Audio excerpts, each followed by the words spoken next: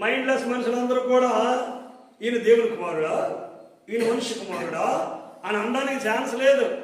మేఘాల మీద యేసు వచ్చుచున్నాడు, పాపాత్ములందరినీ ఉంచిపోతాడు.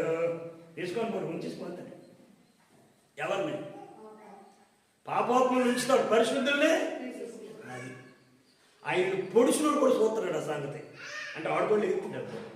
దేవునికి స్తోత్రం. అందుకే సిలువ దగ్గర ఆయన చూసినప్పుడల్లా మనిషి కుమారుడు, మనిషి కుమారుడు. ఆయన పుట్టిన దగ్గర నుంచి ఆయన చనిపోయినంత వరకు ఆయన ఏ స్వభావం అండి? ఎలాగున్నాడంట? చిన్న పిల్లల యొక్క స్వభావం. ఎంతవరకు? సిలువ వెళ్ళిపోయినంత వరకు. ఇంకా పునరుత్థానుడైపోయినా కానీ కోపంలా. దేవుడు కోపం, మనం కోపడితే వస్తువులు ఇరిగిపోతాయి అండి. మనం కోపడితేనే వస్తువులు ఇరిగిపోతాయి కదా. దేవుడు కోపడితే మన విషయంలో పచ్చడి అయిపోతాం, ముక్కలు కాదు, చింతకుండా అయిపోతాం. దేవునికి స్తోత్రం. పాట మాట ఆగి చెప్తాం ఏసై స్తోత్రం.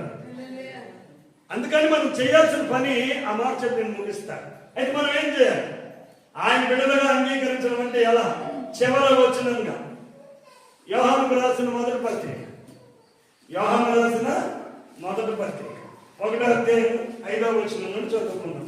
మేము ఆయన వలన విని మీకు ప్రకటించే వర్తమానం ఏమనగా, దేవుడు వెలుగై ఉన్నాడు. గుర్తుపెట్టండి, దేవుడు అగ్ని అయి ఉన్నాడు. సమీపించడానికి తేజస్సులో ఆయన మాత్రమే అమరత్వం కలిగి ఉన్నాడు. ఆయన వెలుగై ఉన్నాడు. చదవండి. ఆయన యందు చీకటి ఎంత మాత్రమును లేదు.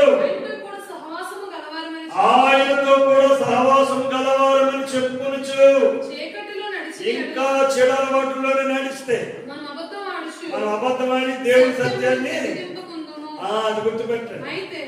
మనం లోకాన్ని, చెడు అలవాటులను, చీకటిని అయినా విడిచిపెట్టాలి. అది విడిచిపెట్టకపోతే రేపు ఆయన శిక్షలో భూమి మీద చూసేస్తాం. అంతమానం చెప్పగా ఎన్నోడు ఏమైపోతున్నట్టంటే హఠాత్తుగా, అంతే హఠాత్తుగా నాశనం అయిపోతాయి. వాక్యం పదే పదే పదే పదే హెచ్చరిస్తున్నప్పుడు కుర్చీలకో, ఈ పిల్లలకో, ఈ ఫ్యామిలీకి కాదు వాక్యం. సజీవం కలిగినటువంటి నీకే. నువ్వు అది వింటున్నా కానీ మారకపోతే, నువ్వు మార్పు చెందకపోతే ఏదో ఒక తప్పని తెచ్చిపోతావు. అందులో మర్యాద లేదు. పాస్టర్లు కూడా వదలట్లే ఆ మార్గం, ఆ వాక్యం.